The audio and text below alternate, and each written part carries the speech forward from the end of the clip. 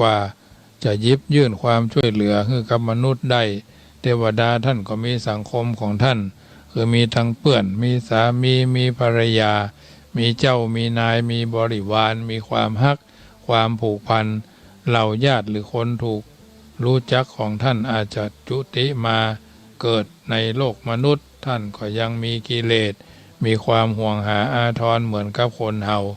อาจคอยดูแลสอดส่องทุกสุขโดยการรับรู้ด้วยการเป็นทิพย์เพราะท่านมีหูทิพย์ตาทิพย์หรือความรู้สึกเป็นทิพย์ก็จะรู้สึกเองว่าเกิดเรื่องร้ายแรงหรือมีเหตุการณ์ใดๆเกิดขึ้นกับญาติมิตรเทวดาท่านมีแต่กายทิพย์มามีกายเนื้ออย่างอื่นอย่างคนเฮาการที่ให้ความช่วยเหลือของท่านส่วนใหญ่จะเป็นการดลจิตดลใจหรือโน้มน้าวให้ญาติมิตรเหล่านั้นเปลี่ยนจิตเป็นอกุศลที่กำลังจะตกอยู่ในอบายภูมิกลับกลายเป็นจิตกุศลและมีความสุขขึ้นได้เช่นหากเขามีมิตรที่กำลังโกรธจัดจะเพราะเหตุการณ์ใดเหตุการณ์หนึ่งท่านก็แผ่เมตตาส่งบุญกุศลมาดลจิตให้สงบเยือกเย็นได้ลงหรือเวลาที่เขากำลังโกรธจัดหรือกำลังร้อนใจอย่างอยู่กับสิ่งนั้นๆมากจู่ๆก็รู้สึกเยือกเย็นลงได้อย่างน่าประหลาดเช่นเมื่อได้ก้าวไปสู่สถานที่อันศักดิ์สิทธิ์ต่างๆอย่างเช่นในวัดวาอารามใหญ่ๆพอเข้าไปแล้วรู้สึกได้ถึงกระแสความอบอุ่นสว่างไสวทำให้จิตใจมีกำลังขุ่นข้องมองใจนั่นก็กับสงบเยือกเย็นเป็นกำลังเป็นลำดับซึ่งเป็นเพราะเทวดาที่อยู่ในบริเวณที่แห่งนั้นได้แผ่เมตตาลงมาให้ทำความรู้สึกสงบเย็นลงอันนี้เป็นต้นการดลใจของเทวดาก็ยังมีหลายระดับขึ้นอยู่กับฤทธิ์ของเทวดาเองและก็กิเลสอยู่ในตัวคนเฮาตัวหากเป็นคนมีกิเลสหนาโทสะนักถูกความมืดในจิตครอบงำเสียเต็มแน่นทำให้หันพิษได้อย่างรุนแรงอย่างนี้เทวดาที่ไหนก็บ่อาจจะโดนใจช่วยหยังบ่ได้เหมือนกันความเชื่อเรื่องการบูชาเทวดานั้นก็มีสาเหตุมาจากความทุกข์ที่มีอยู่ในตัวของมนุษย์ธรรมชาติเมื่อคนเฮาตกอยู่ในความกลัวความทุกข์ยากหรือช่วงที่กำลังได้รับความยากลำบาก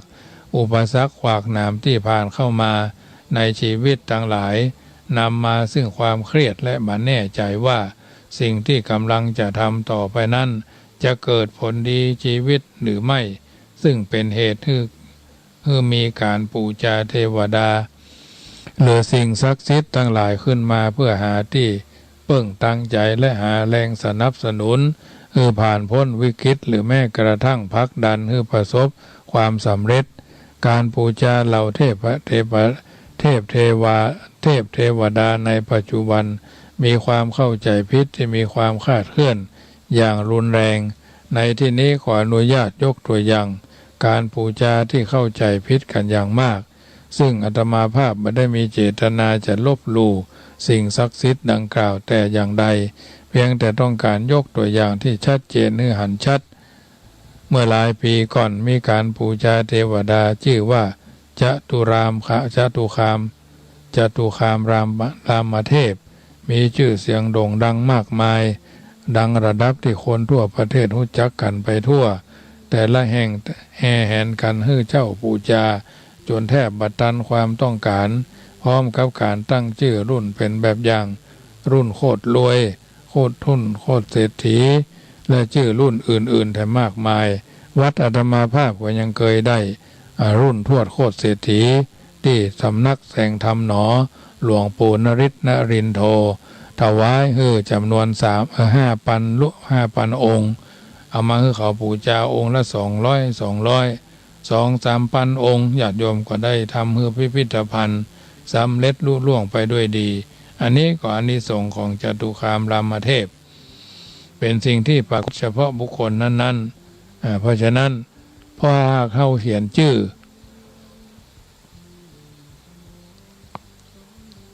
ถ้าหากว่าเราเชื่อกันว่าเทวดาจะสามารถโดนบันดาลทุกสิ่งทุกอย่างให้ได้ก็เป็นเฉพาะบุคคลคนนั้นนะเทวดามีความสามารถเก่งกาจขนาดนี้มนุษย์ยังคงบ่ต้องทำมาหากิน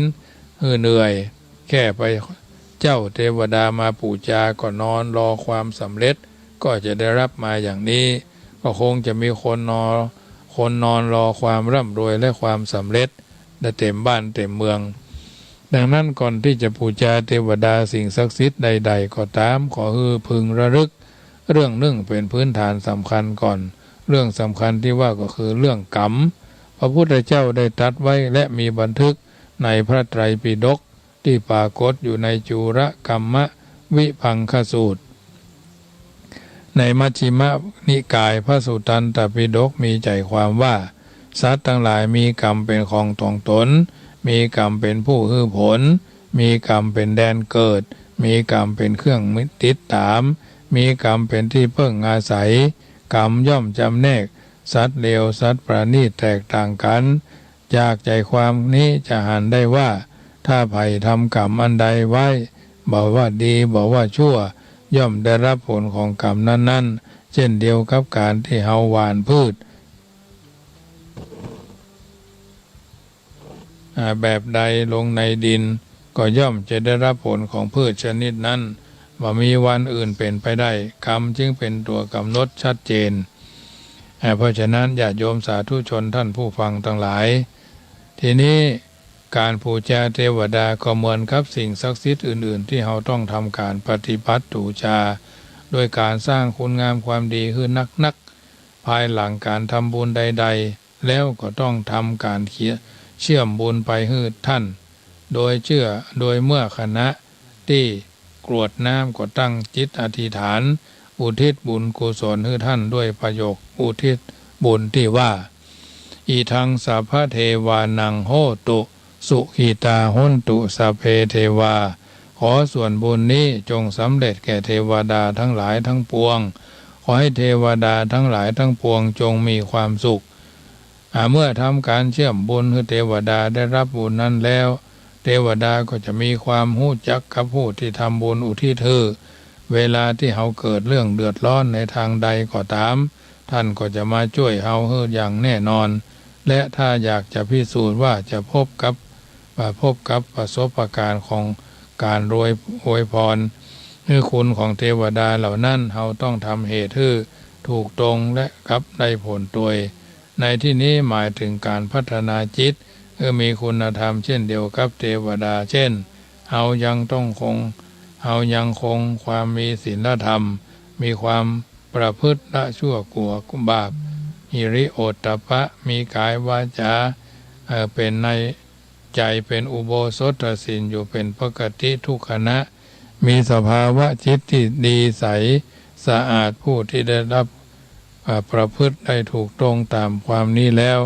การพบหันเทวดาประจำตัวหรือเทวดาในที่อื่นย่อมเกิดขึ้นได้และท่านก็อำนวยอวยพรให้ประสบความสุขความสำเร็จได้เช่นกันทีนี้ข้อต่อมาขออโหสิกรรมใหญ่จากเจ้ากรรมนายเวรเจ้ากรรมนายเวรก็คือคนสัตว์หรือสิ่งมีชีวิตรวมไปถึงเจ้ากรรมนายเวรที่พอบหันที่เขาได้ก่อกรรมให้เขาเกิดความบ่พอใจหรือเกิดความอาฆาตมาดร้ายเพราะว่าเขามีเหตุต้องสูญเสียในสิ่งฮักและด้วยการกระทำของเขาการกระทำทั้งหลายบอกว่าจะเป็นการกระทำตรงกันข้ามกายวาจาหรือใจก็ตามหรือแม้แต่เราเป็นผู้มีส่วนในกรรมหรือการกระทำนั้นๆด้วยสิ่งที่เจ้ากรรมนายเวรต้องการจากเราก็คือการชดใช้และเขาก็พยายามทำทุกวิถีทางเพื่อที่จะให้เราได้ชดใช้การกระทำนั้นหรืออย่างน้อยถ้าเราได้มีส่วนร่วมในการก่อกรรมโดยตรงก็ให้มีส่วนร่วมชดใช้กรรมดังกล่าวโดยทางอ้อมเจ้ากรรมนายเวรนั้นมีสองประเภทใหญ่ๆก็คือเจ้ากรรมนายเวรที่ยังมีชีวิตและบ่มีชีวิตซึ่งตัวเขาเองต้องแยกออกเพื่อจะได้เข้าใจว่าเจ้ากรรมนายเวรที่แท้จริงข ของเฮาท่านเป็นไผเฮาจะได้ไปทำการแก้ไขและอโหสิกรรมบ่ให้กรรมเก่านั้นส่งผลต่อเฮาแถมและกรรมใหม่ที่เฮากำลังจะได้สร้างขึ้นนั้นเป็นกรรมที่ดีและเป็นกุศลบ่ได้ก่อขึ้นเพื่อเจ้ากรรมนายเวรเดือดร้อนอีกทั้งการสร้างกรรมนั้นบ่จะเป็นการคลายกรรมเก่าให้รวดเร็วยิ่งขึ้นตัวเจ้ากรรมนายเวรที่ยังมีชีวิตเจ้ากรรมนายเวรประเภทนี้เอาหันได้ในภพชาติปัจจุบันเป็นได้ทั้งคนสัตว์และสิ่งมีชีวิตเอาได้พบเจอและตัวเฮาเองโดยได้ก่อกรรมหรือมีส่วนร่วมในการกระทำนั้นให้สำเร็จทำให้เจ้ากรรมนายเวรเกิดความบ่พอใจเป็นได้ทั้งพ่อทั้งแม่เพื่อนฝูงที่ทำการหรือแม้แต่ญาติพี่น้องของเฮาเองก็ต้องมีเหตุการณ์ใดๆมาเกี่ยวข้องเพื่อเกิดความขุ่นข้องหมองใจหรือความทุกข์ในรูปแบบใดๆทั้งกายวาจาและใจก็เกิด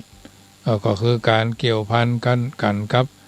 ของความเป็นเจ้ากรรมนายเวรอย่างหนึ่งเจ้ากรรมนายเวรแบบที่บ่มีชีวิตเจ้ากรรมนายเวรเป็นแบบที่เฮาได้บ่อาจจับต้องพิสูจน์ถึงหันแต่จะ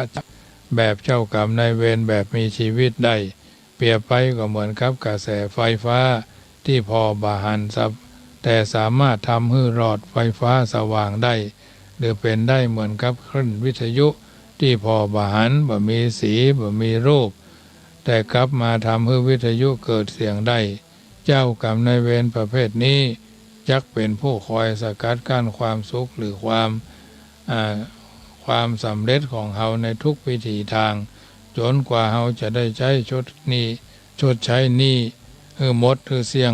กับเขาจึงจะยอมปลดปล่อยเฮาให้เป็นสุขหรือเป็นอิสระ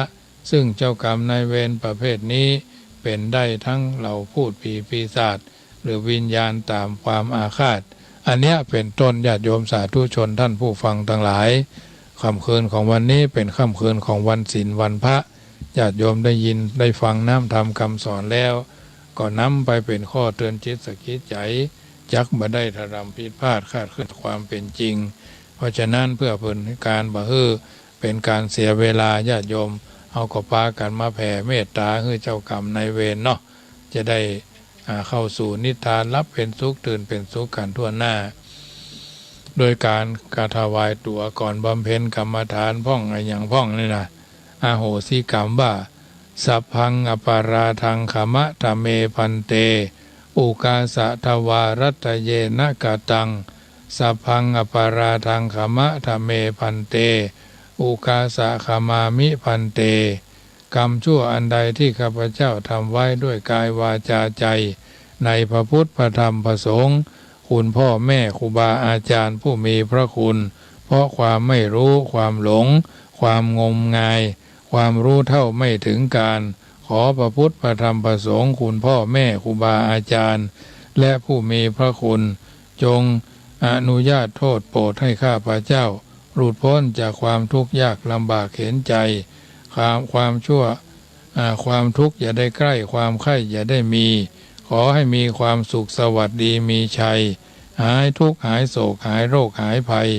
หายอุบาทเสนียดจันไรอันตรายทั้งหลายจงเสื่อมไปสิ้นไปสูญไปหายไปข้าพเจ้าปรารถนาสิ่งใดขอให้สมความปรารถนานั้นทุกประการเทินต่อไปก็แผ่กุศลเนื้อญาติโยมอีทางเมมาตาปิตูนังโหตุสุขีตาหนตุมาตาปิตโรขอส่วนบุญนี้จงสำเร็จแก่พ่อแม่ของข้าพเจ้าขอให้พ่อแม่ของข้าพเจ้ามีความสุขอีทางเมยาตินังโหตุสุขีตาหนตุยาตโยขอส่วนบุญนี้จงสำเร็จแก่ญาติทั้งหลายของข้าพเจ้าขอให้ญาติทั้งหลายของข้าพเจ้ามีความสุขอีทางเมฆะรูปัจจายาจาริยานังโหตุสุขีตาหนตุฆะรูปัจจายาจาริยาขอส่วนบุญนี้จงสำเร็จแก่ครูอุปัชฌาย์อาจารย์ของข้าพเจ้าขอให้ครูอุปัชฌาย์อาจารย์ของข้าพเจ้ามีความสุขอีทางสัพพเทวตานังโหตุสุขีตาหนตุสัพเพเทวา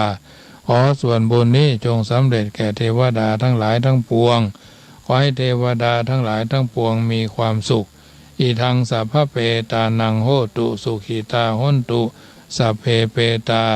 ขอส่วนบุญนี้จงสำเร็จแก่เปรตทั้งหลายทั้งปวงขอให้เปรตทั้งหลายทั้งปวงมีความสุขอีทังสัพพเวรีนังโหตุสุขิตาหนตุสัพเพเวรีขอส่วนบุญนี้จงสำเร็จแก่เจ้ากรรมนายเวรทั้งหลายทั้งปวงขอให้เจ้ากรรมนายเวรทั้งหลายทั้งปวงมีความสุขอีทังสัตอีทังสัพพสัตตานังโหตุสุขิตาหนตุสัพเพสัตตาขอส่วนบุญนี้จงสำเร็จแก่สัตว์ทั้งหลายทั้งปวงขอให้สัตว์ทั้งหลายทั้งปวงมีความสุขทั่วทุกตัวทนเทินอันนี้คือการแผ่กุศลทุกวันญาติโยมก็จะได้มงคลแก่ตัวแก่ตนเอาท่านทั้งหลายเป็นลำดับไปและก่อนที่จะเข้าสู่นิทานในค่ำคืนนี้จะได้พาญาติโยมตามคำอธิษฐานแผ่เมตตาตอนแรงว่าอิมินากตะบุญเยนะด้วยเดชเดชะผลบุญที่ข้าพเจ้าได้ตั้งใจสวดทิยายพระพุทธคุณพระธรรมคุณพระสังฆคุณระลึกถึงคุณพ่อคุณแม่คุณครูบาอาจารย์เทวเทพยดาเทพาอารักษ์ที่สัมพิทักษ์รักษาตนตัวแห่งข้าพเจ้าทั้งหลายข้าพเจ้าได้ทำกระทำบำเพ็ญตอนเย็นวันจันทร์นี้วันพระนี้ด้วยขอกุศลส่วนนี้จงไปค้ำชูอุดหนุนท่านผู้มีพระคุณมีพ่อแม่ผู้อุปชาอาจารย์องค์พระมหากษัตริย์ผู้เป็นประมุขของชาติองค์สมเด็จพระสังฆราชผู้เป็นประมุขของพระศาสนาพร้อมทั้งคณะรัฐบาลผู้บริหารประเทศเขตแดนโดยเฉพาะจังหวัดลำพูนเป็นต้นมิตรลักสนิทเพื่อนศาลาสัตว์น้อยใหญ่เจ้ากรรมนายเวรพระภูมิเจ้าที่เจ้าภูมิพระรีนางพระแม่ธรณีนางพระแม่โพธิ์ศพนางพระแม่คงคาพระยายมราชนายนิริยบาลเท้าจตุโลกบาลทั้งสี่สิริคุตอมาตย์ชั้นจตุมหาราชิกาเบื้องบนจนถึงที่สุดรอบลงมาเบื้องต่ำตั้งแต่เวจีนรกจนถึงมนุษยโลกโดยรอบสุดขอบจักรวาลท่านทั้งหลายที่ได้รับความทุกข์มีพ่อแม่พี่ป้าน้าอาลุงปู่ย่าตายายพร้อมทั้งสรรพสัตว์ทั้งหลายและสรรพเปรตทั้งหลายก็ขอให้ท่านได้พ้นจากทุกข์ท่านทั้งหลายที่ได้รับความสุขก็ขอให้สุขยิ่งขึ้นไปด้วยเดชเดชะผลบุญที่ข้าพเจ้าได้ตั้งใจให้ไปนี้จงเป็นตบะเดชะเป็นภาระวะปัจจัยเป็นอุปนิสัยนำส่งให้ข้าพเจ้ามีความสุขความเจริญและเกิดปัญญาญาณทั้งชาตินี้และชาติหน้าตลอดปัจจุบันชาติอย่างยิ่งจนถึงความพ้นทุกข์คือพระนิพพานในอนาคตการเบื้องหน้าโน้นเทินเอาละญาติโยมสาธุชนท่านผู้ฟังทั้งหลายได้ยินได้ฟังรายการเสียงธรรมก่อนรับตาแผ่เมตตาตั้งจิตอันเป็นกุศลถึงเจ้ากรรมนายเวรเจ้าเกณฑ์เจ้าตาโยมญาติโยมอยู่ทางไรจุดไหนมุ่งใดก็โทรศัพท์เข้ามาคือกำลังใจกันเนอะที่0861875325เหลือเวลาแถม8 นาทีญาติโยมจะได้นำรายการจากท่านไปเจ้าวันนี้เป็นเจ้าวันศีลวันพระภาคเจ้าก็วิทยุเสียงธรรมรับอรุณภาคเจ้าเมื่อค่ำยามแรงก็เสียงธรรมก่อนรับตาฟังกันไปเจริญพรไปตาเจ้าท่านมหาแม่ยอดนอแม่ยอดฟังอยู่เนอมาได้ไปวัดกะบอกไปเจ้าไปแต่เจ้าไปฟังธรรมไปฟังเทศน์เอาวันนะจ๊ะแม่แรงนี่เพิ่นไปสวนแม่แรงนี่ไม่ได้ไปสวนมนต์เนาะเจ้าแล้วอันแม่ยอดฟังธรรมเผื่อเพิ่นบอกว่าฟังเสื้อผ้าเด้อเจ้าไปสวดนะเจ้าเป็นห่วงว่าเจ้ายอดฟังเสื้อผ้าเด้อไอ้หรอกถ้าบุษปาลวดมาป้าจะถามว่าท่านมหาคนเทศอะไรยังนี่หรอกเจ้าเทวพุทธเทวดาเอานี่กะนายอยากจะบอกคนจะเทศเรื่องเจ้ากรรมนายเวรเทศเรื่องญาติน้ำเทศจะให้ตายอีกอ๋อเนาะเจ้าผู้ ย่อยๆคนที่เข้าใจเนาะเจ้าเจ้าจะไว้ใจแม่เจ้าถวายกำลังใจให้แม่เจ้าอนุโมทนา0861875325เสียง1สายแม่เรนูว่าจะใดหายแซบวันนี้ถ้าจะรับแล้วก็หรือไปวัดกับหมู่เนาะ0861875325เสียง1สาย1กำลังใจโทรกันเข้ามาเนอะอยู่จุดไหนมองใดส่วนมากนี่ก็จะไปวัดกันพ่องสวดมนต์ตามวัดพ่องนี่นะเพิ่นก็มีกิจกรรมแต่ละที่แต่ละโอกาสแต่ละจังหวะเวลาแต่เจ้าไผ่ฟังทั้งคืน96ว่องวันจันทร์บ่าย2ถึงบ่าย3เป็นวิทยุมือถือบ่ได้นั้นเจริญพรได้ฟังแบบเดียวนี่โอ้ไปไหนมาได้เห็นไหมมากินข้าวมาเอาหนังเลี้ยงหลานเนาะเลี้ยงหลานแม่บรรยากาศก็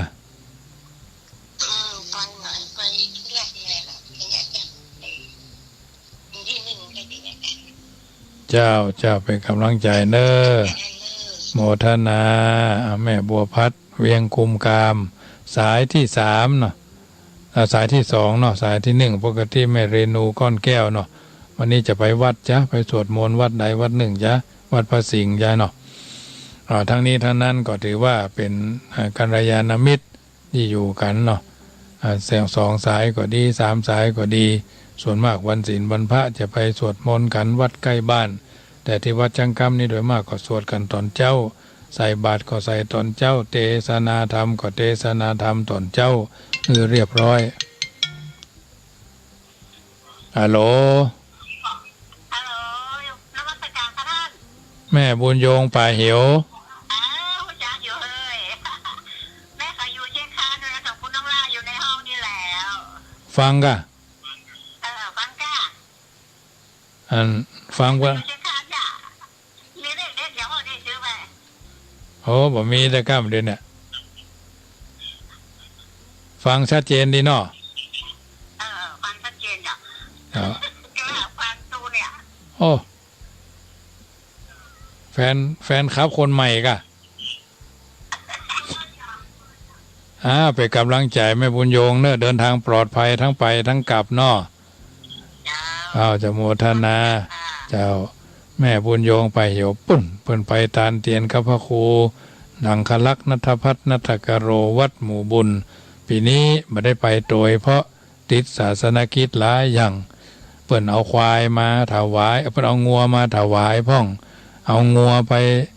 ขึ้นบนดอยพ่องเอาอันเก่าไปเนาะอันเก่าไม่ใช่ว่าเก่ามันนักหนาวันนี้เพิ่นก็มาเอาแต่ว่าเอาควาย2ตัววันนี้เอางัว2ตัวควาย1ตัวปุ่นเพิ่นเอาไปห้วยไม่เกี้ยหลังน้ำตกแม่ยะวันเพิ่นจะเอาไปเลี้ยงเพราะมันมีงัวมีควายแล้วบนปุ่นเพิ่นก็ขอ2ตัว3ตัววันก่อนนะก็เอาไปบ้านเราดูตำบลน้ำดิบตำบลหนองยวงเนาะอำเภอป่าซางเขาเนี้ยตำบลหนองยวงอำเภอเวียงหนองร่องเนาะ